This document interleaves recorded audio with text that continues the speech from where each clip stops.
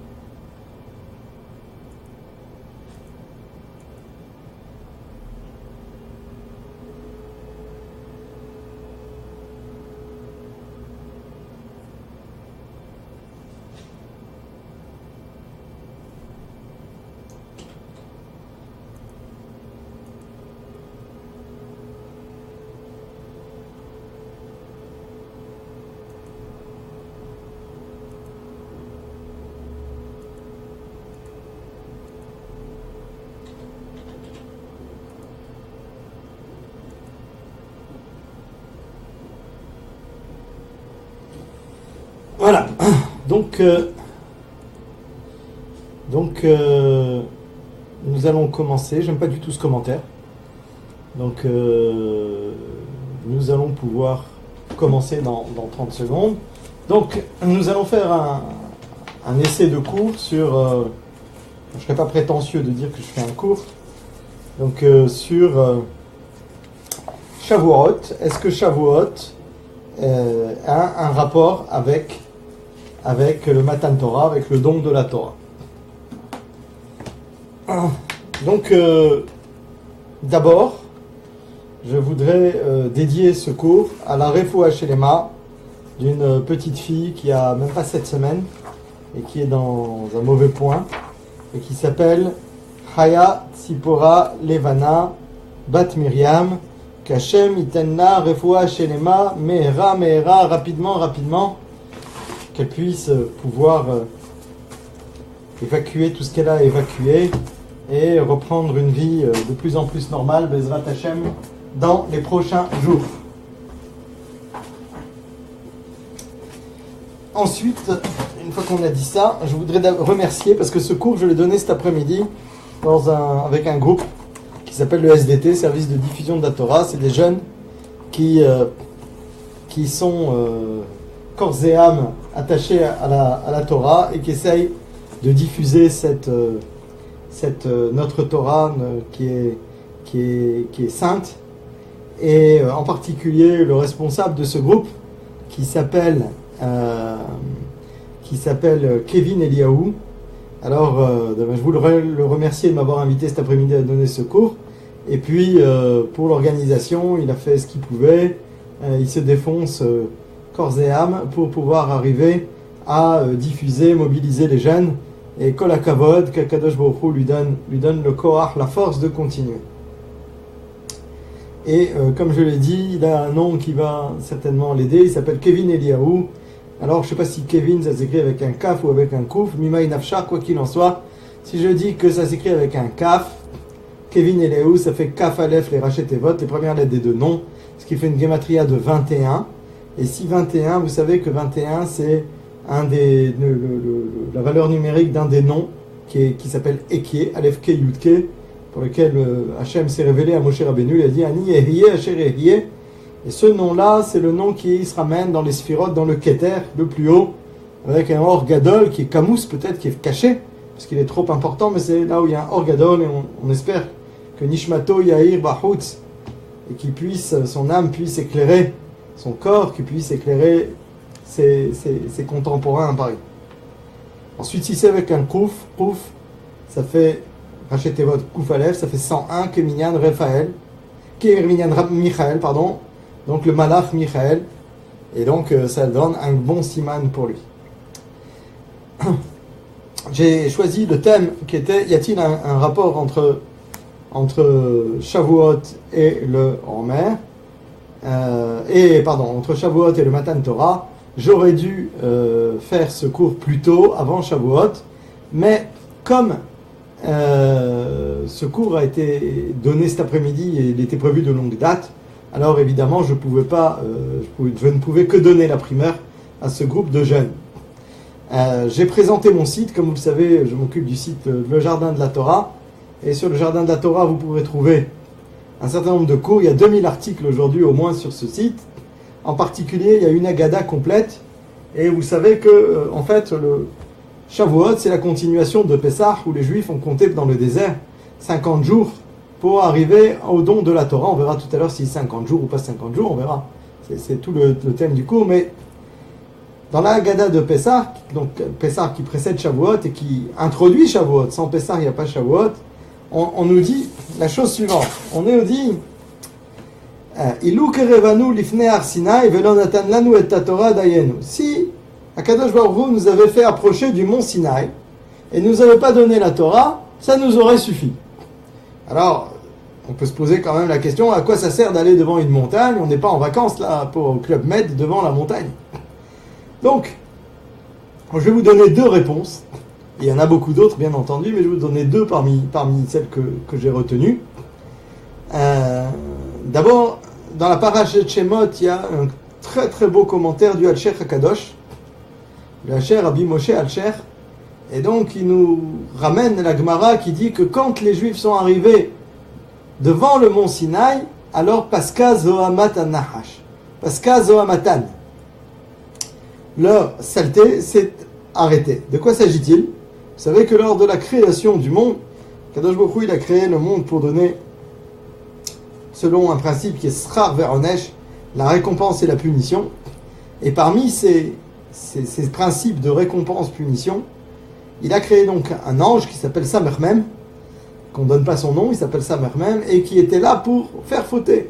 Et lui, il a utilisé comme moyen le Nahash, qui était une créature rusée, le serpent, pour faire fauter Adam et Ève. Et le Midrash nous dit que ce serpent, qui n'était pas le même qu'aujourd'hui, qui était un animal plus grand, qui était debout, qui avait une forme presque, j'allais dire, anthropomorphique humaine, il a eu envie de Hava, de Ève, et il est allé avec Hava.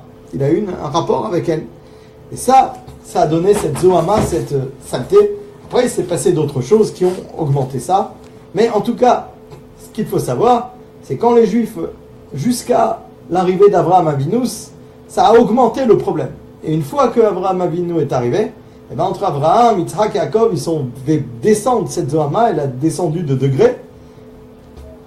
Et les Juifs, les Juifs qui n'étaient pas encore des Juifs, les Hébreux, en Égypte, par le labeur qu'ils ont fait, ont continué à baisser cette Zohamat Nahash jusqu'à arriver au mont Sinaï, où la Zohamat Nahash a été complètement enlevée. Malheureusement, avec la faute du Vaudor, elle est revenue avec une plus grande force. Donc, ça s'appelle Zohamat Nahash. Donc, vous voyez que, d'après cette réponse de la Gemara dans Shabbat, il est clair qu'il y a un intérêt à arriver au mont Sinaï, même si on ne reçoit pas la Torah, ce qu'on dit dans la Haggadah, je vois qu'il y a des gens qui sont arrivés, il nous aurait rapproché du mont Sinaï sans nous donner la Torah, ça nous aurait suffi. Pourquoi? Parce que le fait d'aller devant le mont Sinaï a enlevé cette Zohamat Nahash. Ensuite, il y a une deuxième raison, c'est on voit que comment ils sont passés. Et on dit, Bachodesh Hashelishi letzet bnei Israël bayom hazeh baou midbar Sinaï. Le 3e mois de la sortie d'Égypte, chaque mois qui est entamé compte un mois, est compté. Donc le 3e mois, qui est au mois de Sivan, ils sont venus au mont Sinaï. Qu'est-ce qu'ils ont fait? Vaïsrou, ils ont voyagé. Mi Refidim, de Refidim, Vayavou midbar Sinaï. Ils sont allés au mont Sinaï, donc deux pluriels, Vaïsrou au pluriel, Vayavou midbar Sinaï au pluriel, Vayahanu bemidbar, bamidbar. Ils se sont reposés, ils ont établi leur camp dans le désert. Vayhan Sham Israël Negedar, et s'est reposé, a établi son camp Israël en face de la montagne. Donc on voit qu'on utilise des pluriels et à la fin on utilise un singulier. Vayhan Sham Israël. En fait, ils sont partis de Refidim. Refidim, c'est la chaîne Piroud. C'est un endroit qui s'appelait Refidim. Mais Piroud, ça veut dire séparés. Ils étaient séparés, ils étaient dans la mahloket, ils étaient dans la discussion, ils étaient dans la disputaille. Et ils sont arrivés en face du mont Sinaï. Vayhan Sham Israël, ils sont arrivés dans un état d'union complète, d'ahdout complète. Et donc, comme ils étaient en ahdout, comme ils étaient en union, alors, puisqu'ils étaient en union, ils ont eu, l'union fait la force, comme on dit, ils ont eu cet avantage qui était d'avoir un peuple uni. Et un peuple uni, il n'y a pas plus fort qu'un peuple uni par rapport à un peuple désuni. Donc, on comprend bien l'avantage d'aller devant le mont Sinaï. Également, je voulais rajouter un point, c'est le travail qu'ont fait les Béné Israël quand ils étaient en Égypte. Alors, on nous dit Vaimareru et Hayehem. Le passouk nous dit Vaimareru et Hayehem. C'est-à-dire que les Égyptiens, ils leur ont rendu la vie amère. Et après, le passouk nous dit comment? Avoda kasha. Homer ou vilvinim ou frol avoda basade. Et donc, en fait, le Zohar HaKadosh nous explique qu'est-ce que c'est cette avoda kasha. L'avoda kasha, c'est kal vachomer. Tous les raisonnements talmudiques, ça vient compenser les raisonnements talmudiques qui sont des raisonnements par a fortiori. Donc, le fait, quand nous on fait un raisonnement talmudique, eh bien, ça nous permet de faire le même travail qu'on fait en Égypte, c'est-à-dire de casser les netzutzot shel Kedusha qui étaient en Égypte. Ensuite, on continue, Homer, Kal Vahomer, Avoda Kasha, les questions difficiles qui vont permettre de détruire les clipotes, Valvin Vinim, ou Veliv Vinim, excusez-moi, c'est quoi? C'est Libun Halacha, éclaircissement de la Halacha, et enfin, B'chol Avoda Basade, tout ce qui est à l'extérieur, et ce qui est à l'extérieur, c'est les Baraïtot, c'est ce qui est les Baraïtot. Donc on voit que l'étude de la Torah, l'étude de la Gemara, va nous permettre de casser les clipotes, de casser toutes les impuretés qui vont nous permettre de faire remonter les netzutzot et de faire arriver la fin des temps, la fin du Zman, pas des temps, mais la fin de ce temps qui est en fait le moment de Mashiach grâce à ça. Alors, c'est une transition toute trouvée. J'ai décidé donc d'apporter ce commentaire à travers un livre qui s'appelle les Shut Shelot Utshuvot, questions-réponses du Rivash. Le Rivash, c'est qui? Le Rivash, c'est un Rishon. C'est un commentateur, un décisionnaire médiéval, qui est un élève du Ran, Rabbeinu Nissim. Rabbeinu Nissim, qui était Rabbeinu Nissim Gerondi, et donc le Rivash habitait en Espagne. Il a fui l'Espagne pendant les grands pogroms de 1390-1392. Il a fui l'Espagne pour aller en Algérie. Et il s'appelle Rabbi Yitzhak Bar Sheshet. Il est allé à Alger. Il était accompagné à Alger, qui est venu un autre élève du Ran, qui s'appelle le Rashbatz, Rabbi Shimon ben Semach, qui a écrit les shoots à Rashbatz. Et ces deux poskim, ces deux grands décisionnaires, ont apporté à Alger un souffle nouveau et ont amené des minagim à Alger qui étaient valables jusqu'à ce que les Juifs quittent l'Algérie en 1962. le grand décisionnaire d'Algérie dans les Aharonim, qui s'appelle Rabbi Yehuda Ayash, rapporte les minagim qui sont spécifiques à cette partie de l'Algérie, qui est en fait Alger et le Constantinois aussi, je crois.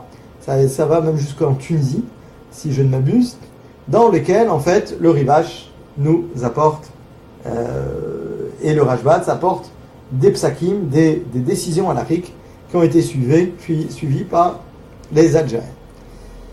Après cette longue introduction, on prend cette chute à Rivash, donc le livre du Rivash que j'ai amené ici, et c'est la chute, la réponse, la responsa numéro 76. Dans les chutes à Rivash, il y a quelqu'un qui pose au Rivash, visiblement ça ne doit pas trop intéresser, parce qu'il n'y a que 2-3 personnes, mais c'est vrai aussi qu'on est dans un long week-end. Donc en fait, quelqu'un lui pose la question, comment on faisait à l'époque du Beth Amikdash, quand on faisait le mois à partir de la vision de la lune. Comme je sais que entre Pessah et Shavuot, il y a 50 jours, et que je pense, d'après la personne qui pose la question, que Shavuot est égal au jour du nom de la Torah, alors, si je fais d'après la vision, ça veut dire que je connais le mois de Nissan, on sait combien de jours il a eu. Imaginons qu'il a eu 30 jours, il était complet, 30 jours, puisqu'un mois juif, il a soit 29 jours, soit 30 jours. Il était complet et 30 jours. Donc si je veux arriver que Shavuot égale le 6 Sivan, le jour du nom de la Torah, 6 Sivan est égal à Shavuot, au même jour, alors je sais par calcul simple que le mois suivant, Iyar, et Hasser fait 29 jours. Et donc pourquoi j'ai besoin de la lune, de voir la lune? Or on sait que c'est une mitzvah de la Torah de voir la lune. Donc ça c'est la question qui est posée au Ran dans ces années-là. Réponse. Et c'est là c'est intéressant, c'est même, je fais exprès pour provoquer. Réponse. Même après la destruction du Beth Amikdash, on faisait la vision de la lune pour faire le Kiddush HaChodesh, pour faire sanctifier le mois, comme on le voit dans le dernier Perek, dans le dernier chapitre de la Gemara Rosh Hashanah. Mishahara Beth Amikdash, au moment après que ce soit détruit le Beth Amikdash, alors Itkin Rivaz, d'accord, Yohanan ben Zakkai, il a changé la halacha, qu'on allait accepter les témoignages sur la lune toute la journée, et pas juste l'après-midi pour avoir le temps de faire le korban du Moussaf, le korban supplémentaire de Rosh Hashanah. Et même continue le Rivage à l'époque des Tanaïm Aharonim. Dans les protagonistes de la Mishnah, on voit aussi qu'à l'époque, ils faisaient le Kiddush HaChodesh, la sanctification du mois à travers la lune. Salut Raphaël. Comme on le voit dans le Perek, un des chapitres de la Gemara dans Rosh Hashanah, qu'on voit que Rabbi a dit à Rabbi Hanania, va et fais le Kiddush HaChodesh. Donc c'était à l'époque de la Mishnah, en 200 à peu près, il y avait encore le Kiddush HaChodesh. Et il rapporte que même dans les Amoraïm, les protagonistes de la Gemara, alors on a continué à faire le Kiddush HaChodesh, la sanctification du mois, par des témoins qui voyaient la lune. Et en fait, il rapporte que ce n'est pas lié au fait que le Beth Amikdash existe, mais c'est lié au fait qu'il y a la smicha, c'est-à-dire qu'un maître, il va ordonner, faire une ordination, on va dire, c'est un mauvais mot, mais on va dire comme ça, à son élève pour dire que c'est un rave. Le rave maître, va donner au rave élève l'autorisation d'enseigner la Torah et de trancher la halakha.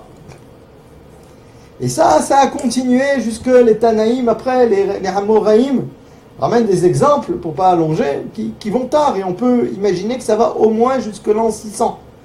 Et j'ai vu tout à l'heure, j'ai essayé de regarder sur internet, voir rapidement si je trouvais une source pour dire jusqu'à quelle année ça allait. Alors j'ai trouvé une source, mais c'est pas très fiable, qui disait qu'il y avait une discussion pour savoir si ça allait jusque vers l'an 600 ou plutôt vers l'an 900. Donc vous voyez donc que le fait qu'on regardait à travers la lune, ça a duré très très très loin, très très très tard dans l'histoire juive.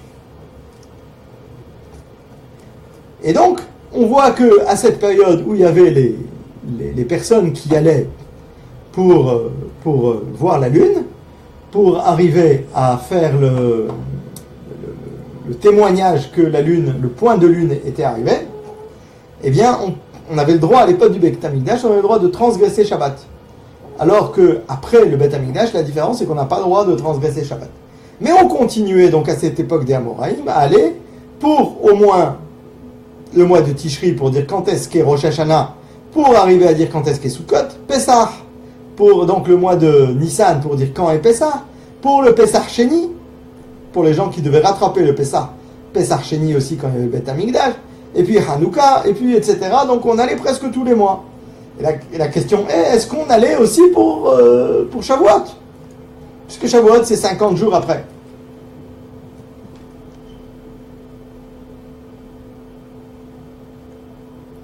Vegam b'chodesh Nissan, Sivan, et même lors du mois de Sivan, le mois de Shavuot, mipnei Shavuot lo hayu tzrichim lodiam. Il n'y avait pas besoin de sortir d'Eretz Israël pour aller dire dans la galoute à quel moment le mois avait commencé. Kevan shekvar yadou à Pessah. Il savait quand est-ce que c'est Pessah, et donc indépendamment du fait quel jour est le Rosh Chodesh, eh ben on se compte 50 jours, on a Shavuot. Que le mois soit plein, le mois fasse 30 jours, le mois fasse 29 jours, quoi qu'il en soit, on connaît le jour de Shavuot, puisque c'est 50 jours après Pessah. Ine Hag Shavuot Yadoua le Yom Hamishim Haomer, ce que je viens de dire. Malgré tout, on doit toujours faire le Kiddush HaChodesh, on doit toujours faire la sanctification du mois, avec les témoins qui vont regarder la lune.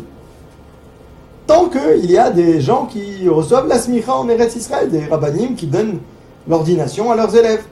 Parce que c'est une mitzvah tracée, une mitzvah positive de la Torah, de sanctifier le mois, comme on le voit avec deux témoins,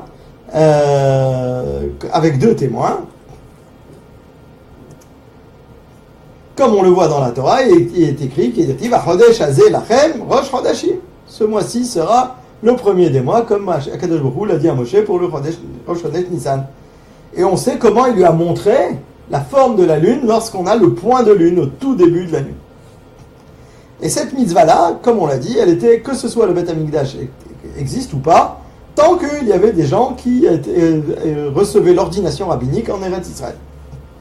Et même pour le mois de Iyar, qui est juste le deuxième mois après Pessah, le mois qui suit Pessah, et Sivan, il fallait faire le Kiddush à Péria. Donc ça veut dire que le mois, il pouvait faire 30 jours, ou il pouvait faire 29 jours.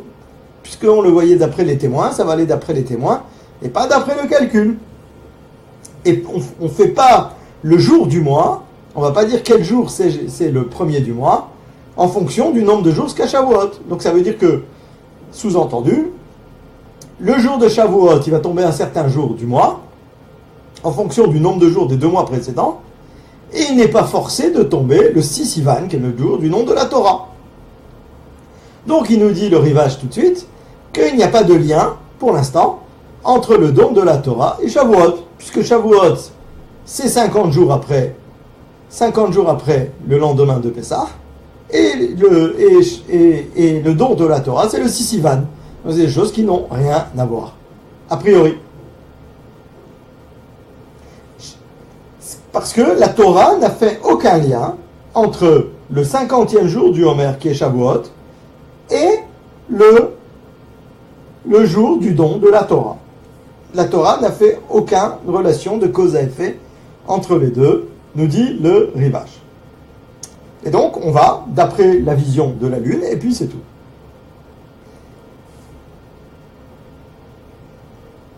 Et donc, ce qui est difficile pour la personne qui a posé la question, qui a envoyé la question au Rav, si on va dire que Nissan fait 31 jours, on l'a fait d'après la vision, quel intérêt d'avoir des témoins pour le mois suivant? Pour trouver le mois, quel est le mois, à quel jour du mois on va commencer le mois de Sivan. Il suffit de le faire en fonction, le 30e jour, si on a fait le 31 pour l'un, on va faire le 30e jour pour l'autre, pour arriver à 50 jours à Shavuot. Pour qu'à la fin, il y ait 50 jours jusqu'à Shavuot et que ce soit égale le 6 Sivan, le jour du don de la Torah, et Shavuot. Parce que s'ils ne viennent pas des témoins, et on va attendre jusqu'au demain, ce qui fait que le premier jour du mois va être le 31e jour à partir du mois précédent. Alors le 6, la fin des 50 jours du Homer va arriver le 6 Sivan.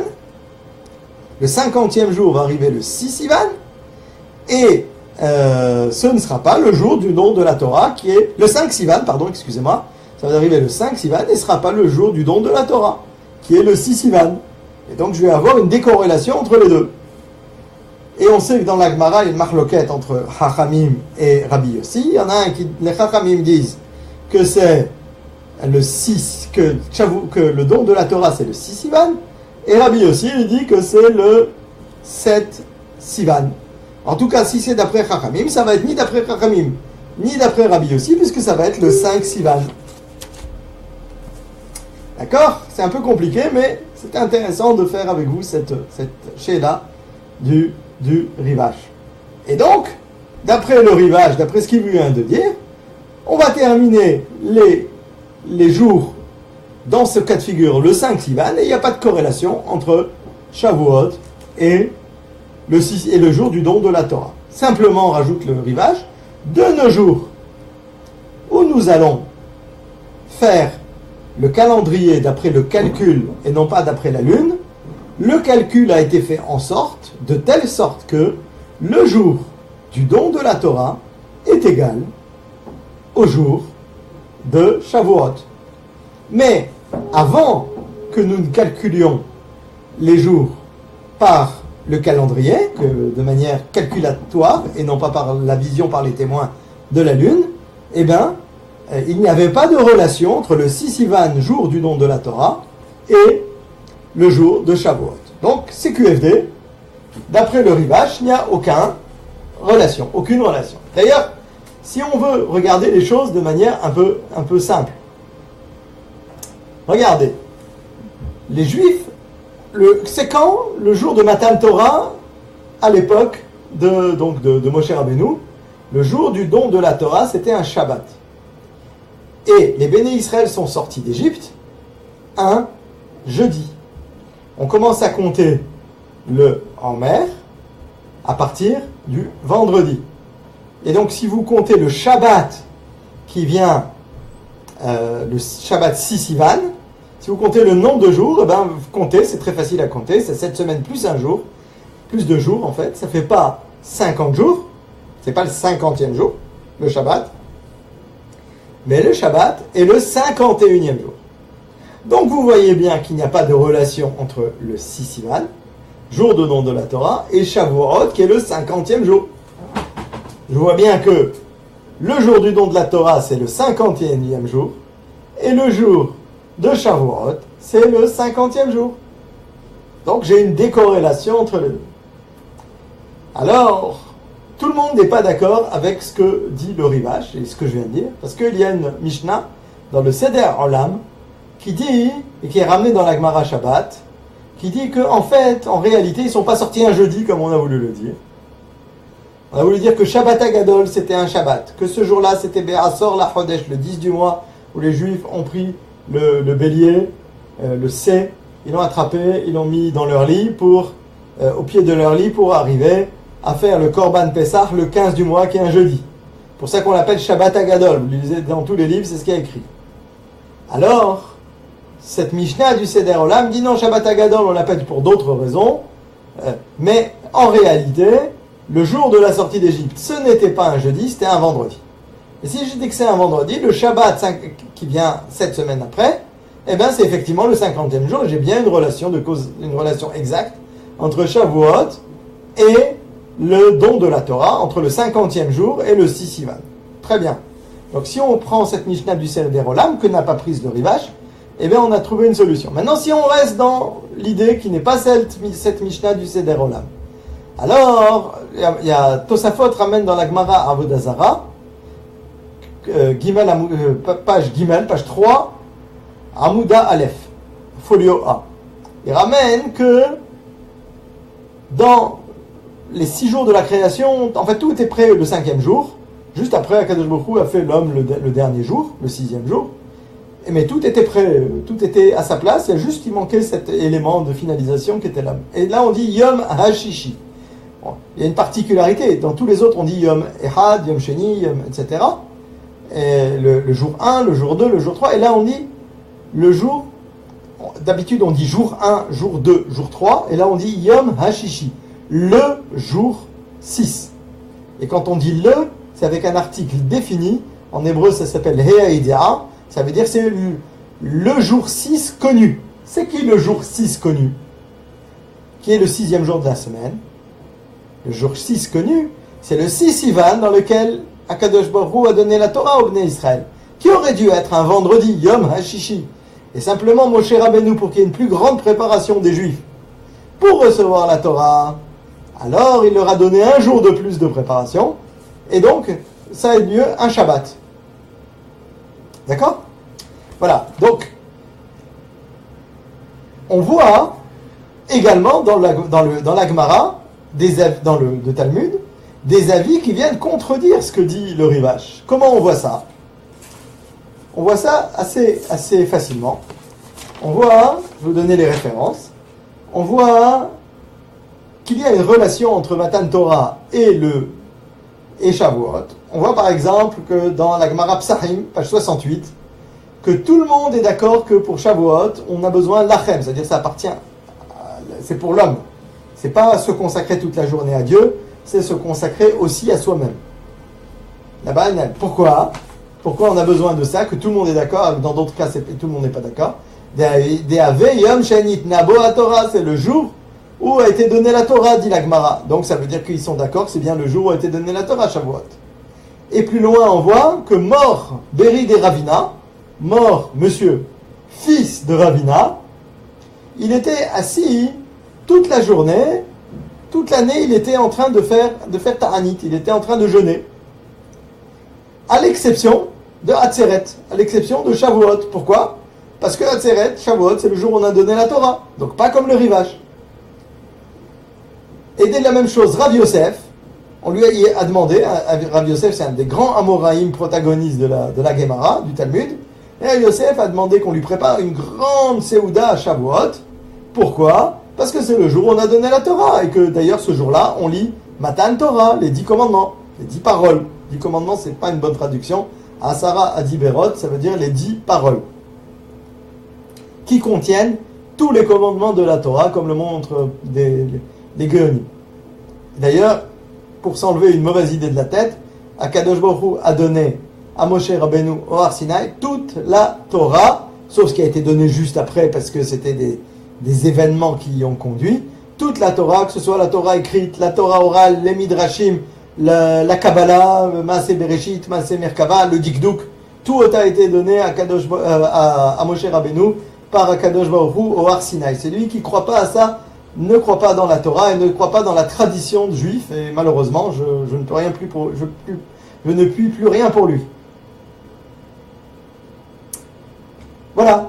Et on voit donc également dans la Gemara, dans les Yerushalmi, si je ne m'abuse, qu'on voit que les korbanot de Moussaf, le korban supplémentaire, le sacrifice supplémentaire qui était fait à Shavuot, qu'on repère dans la parashat de Pinhas, et d'habitude on amène Hatat pour enlever les fautes involontaires, et dans ce cas-là on n'appelle pas les fautes, parce que c'est le jour où a été donnée la Torah, et donc il n'y a pas besoin de rappeler les fautes à ce moment-là. Le Rivash, lui, il tient absolument que il n'y a aucune relation entre le don de la Torah et Shavuot. Et il nous ramène une Mishnah dans le premier Pérek, dans le premier chapitre de la Gemara Rosh Hashanah, dans lequel on voit Garsinan. Taner Rabbi Shmaya. Rabbi Shmaya a enseigné Atzeret Pe'amim He, Pe'amim Vav, Pe'amim Zayin. Shavuot, des fois c'est le 5 du mois, des fois c'est le 6 du mois, des fois c'est le 7 du mois. Donc on voit que c'est pas forcément le 6 du mois. Haketzad, comment ça marche?